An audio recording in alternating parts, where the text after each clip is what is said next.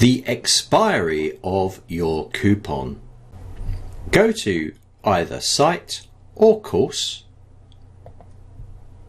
On the left hand side, scroll down to coupons, and this is Zenler's coupon area.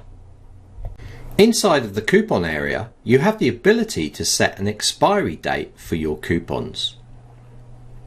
This expiry field has a little calendar at the end. If you click this, you can set a certain amount of days for that, or months, for that coupon to be applied. For instance, I'm setting this coupon for June 2023 and to expire after this date, the 30th.